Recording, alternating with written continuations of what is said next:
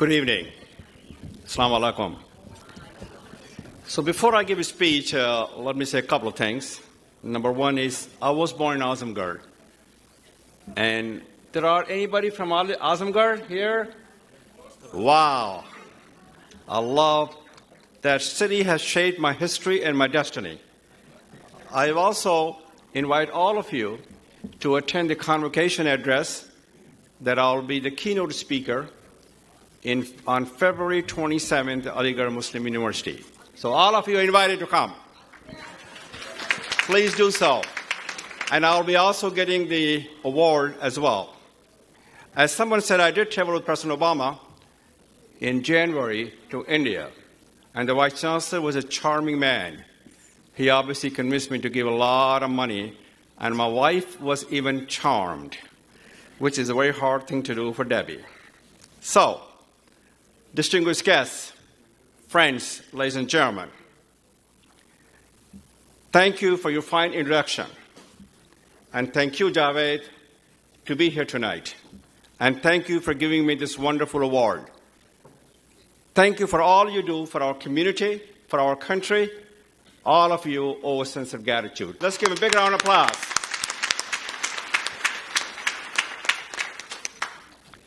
I want to thank all of you for coming. And thank you for your warm welcome. And looking at you tonight, I never felt so blessed.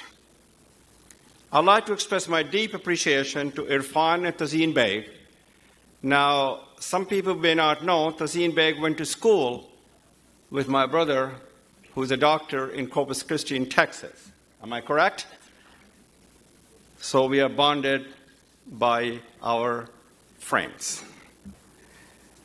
Let us give them a big round of applause. I also want to give a big round of applause to Abdullah Bhai, who has been a constant source of strength and inspiration for all of us. Let's give him a big round of applause. He also happened to be related to me by blood, because we all are from Azamgarh. It is my distinct pleasure to be here with you this evening, because like you, I am an Aligarhian. I feel a personal connection as we're linked by a common goal, common cause, common vision, and common values, and a common commitment. I also feel a common bond through shared history, shared heritage, shared background, and shared belief. There are a lot that unite us, there are little that divide us. Our bonds are stronger than the differences that too often drive us apart. I'm humble and honored to be here to be given this award, named one of the greatest leaders in the history of Aligarh Muslim University.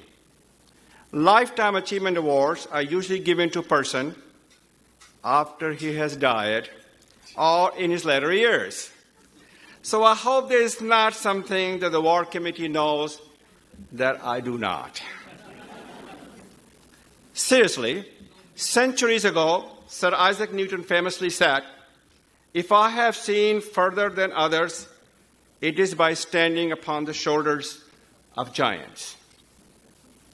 I am here tonight because I have stood on the shoulders of giants. These giants have been the founders and the faculty of the Aligarh, my fellow students, some of whom are in the audience here tonight, and other alumni of our great institution. Therefore, I accept this award for me, but in recognition of all those Aligarh giants who have made a positive difference in society through their leadership, education, and community and public service. I understand that in addition to Aligarh alumni, we also have many poets and artists in the audience tonight. I have lived my life in prose, but I have dreamed it in poetry. Those dreams have been my inspiration. Therefore, I dedicate this award to them and ask they continue to pen these words and phrases that captivate, motivate, and educate. Finally, thanks to the Award Committee for naming me as a recipient of the Ras Masood Award, and for all of you for being here to share this time with me. Now to my speaking topic. I've been asked to speak tonight about the leadership, education, and civic engagement. In doing so, I will talk about a giant, developing giants, and giant leaps forward. Let me begin with a giant. That giant is Sir Ras Masood. We all know and everyone knows much about his grandfather, Sir Syed Ahmad Khan. But a little known about Mr. Ras Masood. Yes, he is as important as Sir Syed Ahmad Khan, who founded our precious institution. This is true because without his leadership and courageous action, Aligarh Muslim University might not have survived. It is said that managers do things right, but leaders do the right things. Ras Masood definitely did the right things. When it came to Aligarh Muslim University, he was a true leader. When he came to Aligarh to be the Vice Chancellor in 1929, more than 50 years after the institution was established, it was in sad and sorry shape. There were administrative irregularities, academic deficiencies, and students were living in droves. Mr. Masood did not blink. He rolled up the sleeves, stepped up to the plate, and led almost the total overhaul of the university. He took many actions, but some of the actions included recruiting some of the finest talent in India for academic politics, leading the establishment and building of a science college, insisting on rigorous research into history and the sciences, making Aligarh Muslim University the preferred determination for students of all backgrounds and belief.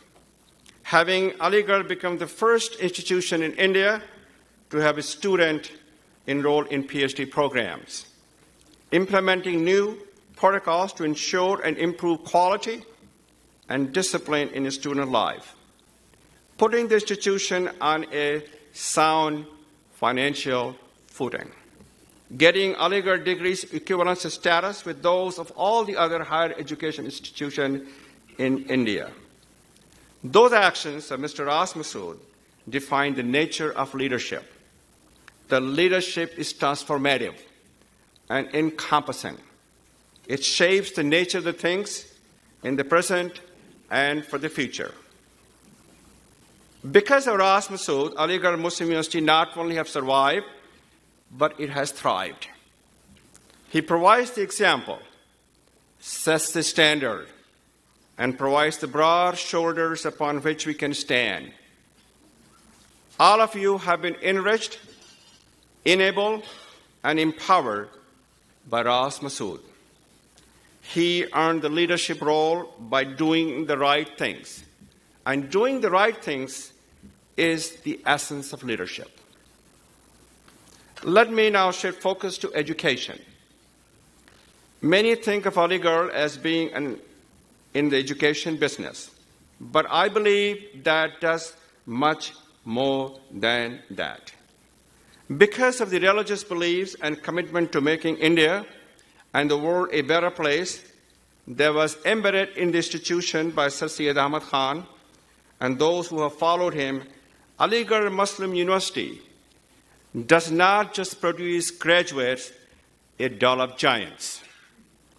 Those giants are engineers,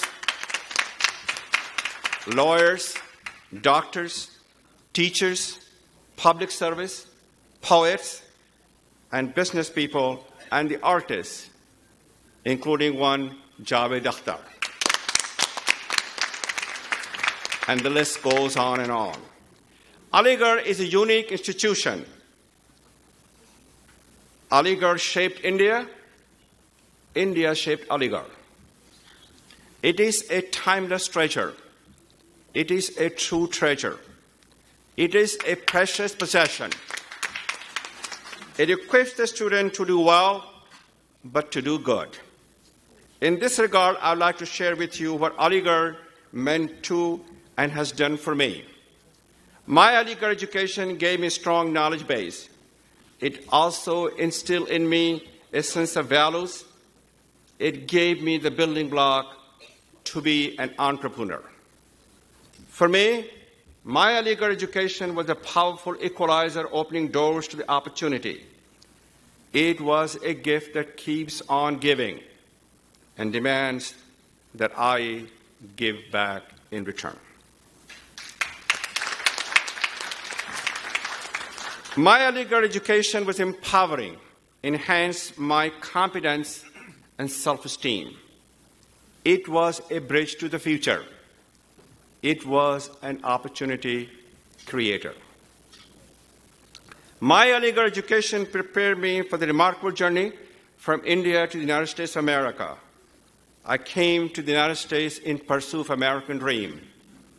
I crossed the Atlantic Ocean to attain and achieve the American dream. I embody the American dream, and with the help of others, I have achieved it. I'm fortunate. I'm uniquely blessed. My dream has come true. In large part, I owe this to my Aligarh education. Aligarh education shaped my story. It shaped my journey and determined my destiny.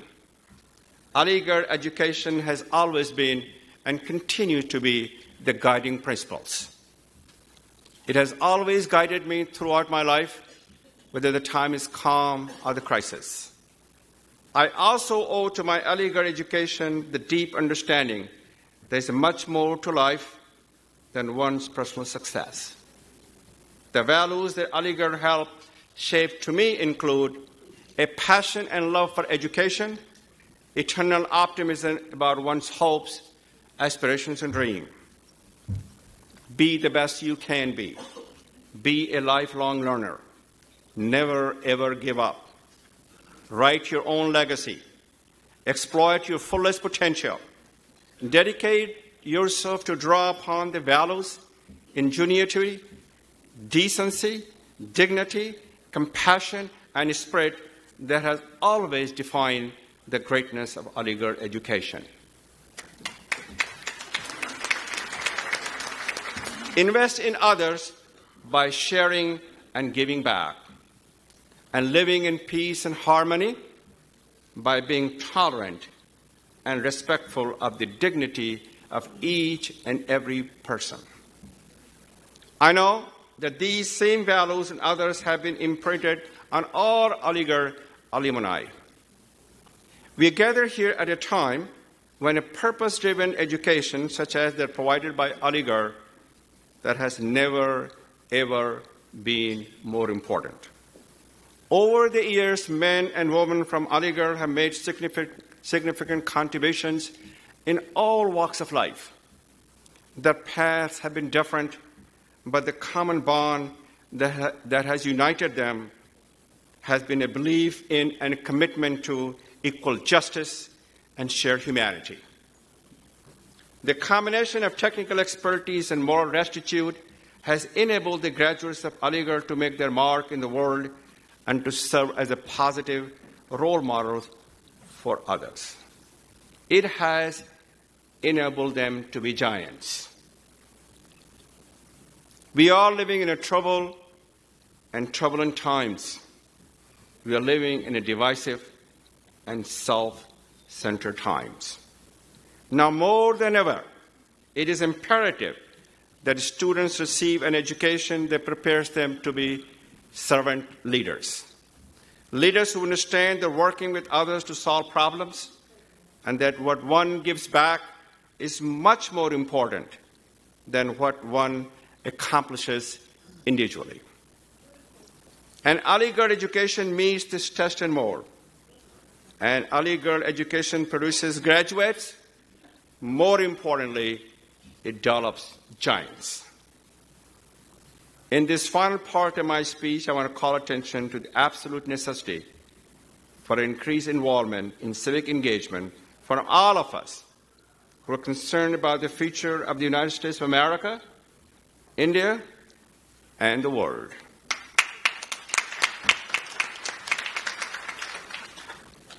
When Neil Armstrong stepped out of the lunar lander on the moon, he said, "That is one small step for a man, one giant leap for mankind."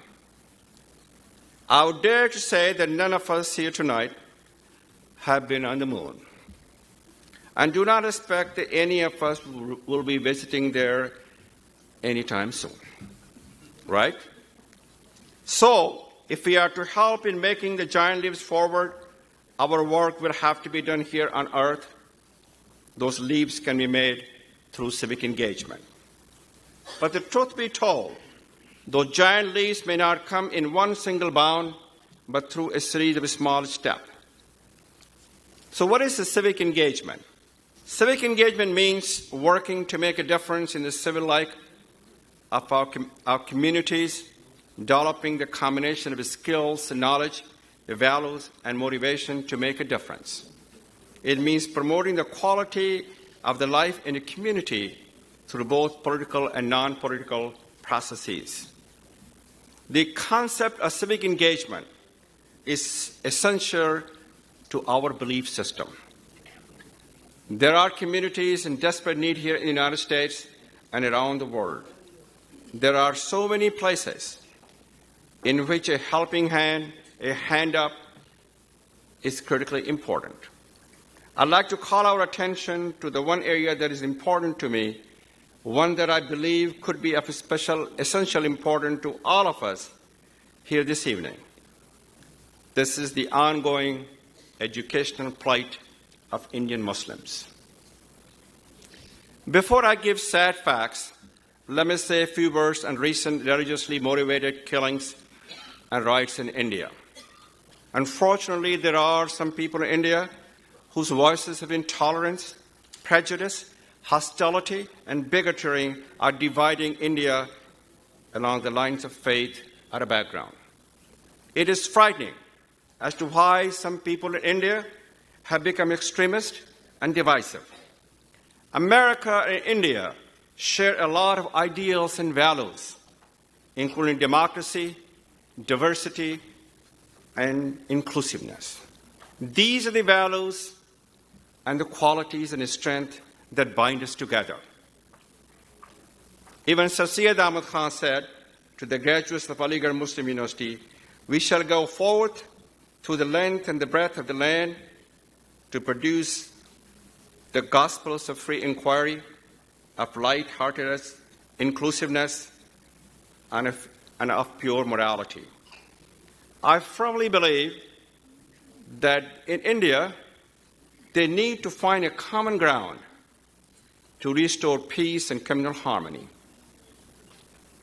There needs to be a voice for understanding, cooperation, civility, and tolerance between all faiths.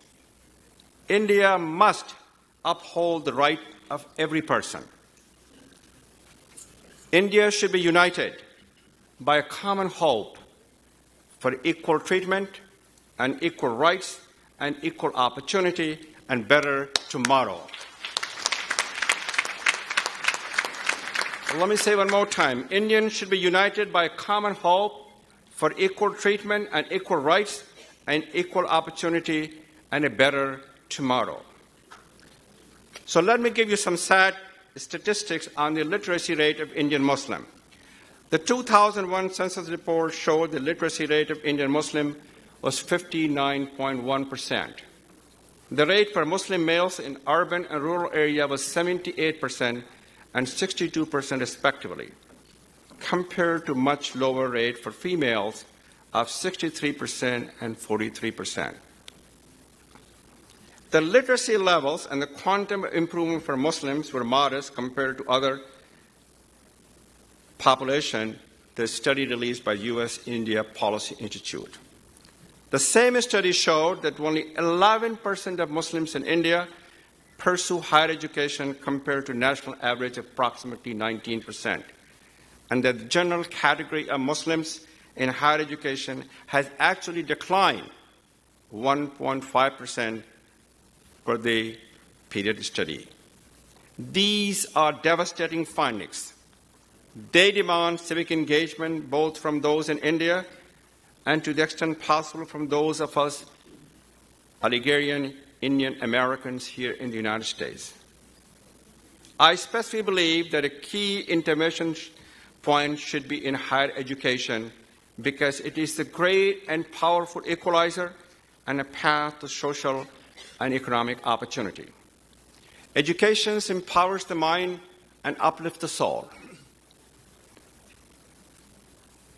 It frees the human mind from the shackles of ignorance. As President Obama said when he was in India, that education will be the currency of the 21st century. Education is the best investment we can make to produce the next generations of leaders, innovators, and entrepreneurs. Education propels the individuals and moves the nation forward. And all of you can have a significant and sustainable impact and influence on the Indians, especially Indian Muslims. All of you can make a difference, and all of you should make a difference.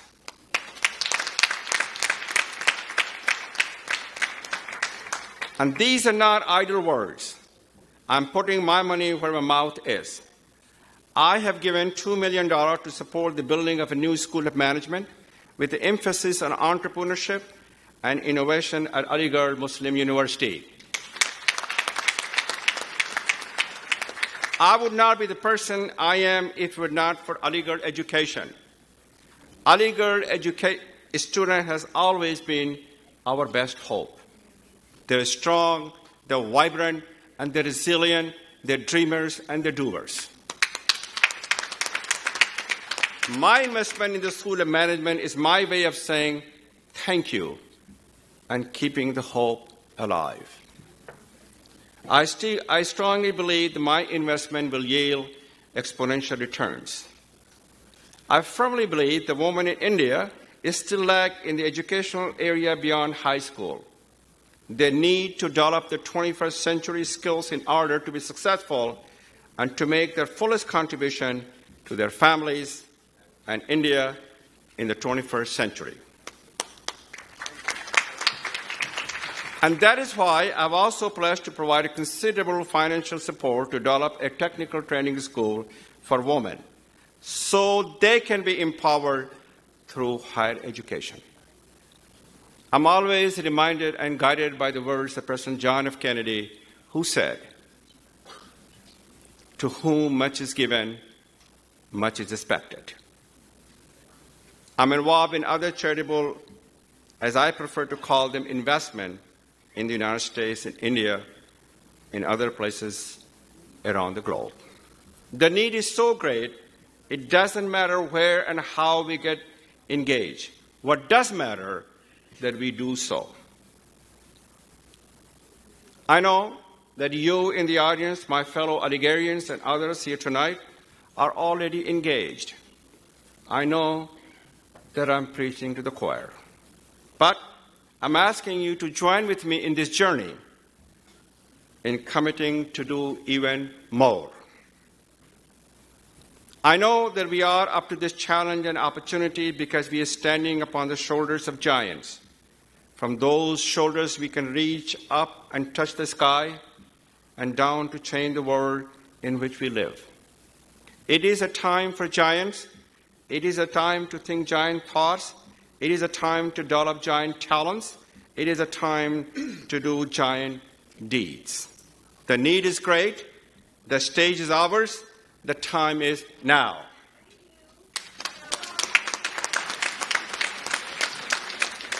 It is a time for us to join together and to build the Aligarh legacy. Let's carry the torch handed to us by Sir Syed Ahmad Khan. Please join me in this journey to make sure his cause endures and his dream shall never die. In summary, let me say that all of us will do well to remember that no nation, no race, no country, no culture has a monopoly on wisdom or on human dignity. Wisdom belongs to all who are willing to work hard, aim high, get the right education, and pursue their dream. With that thought and spirit in mind, let's extend our hand, our hope, our help, and our heart to those who are less fortunate, who are socially and economically disadvantaged, and who are underprivileged. Those include 200 million Muslims that we must empower them with education and economic mobility. When they move up the ladders of success, they will get ahead, they will stay ahead, and they will change the face of the world. Indian Muslims must be active participant in shaping the future of India's inclusive economic growth. They must be equal partner in India's prosperity. When they succeed, all of us succeed, India succeed, and the world succeed. So let us together change the face of India, one life, one family, and one village at a time. So when I look back the time we spent together, the memory that we have cherished together, the miles we have traveled together, I will always think of you. God bless you. Thank you very much.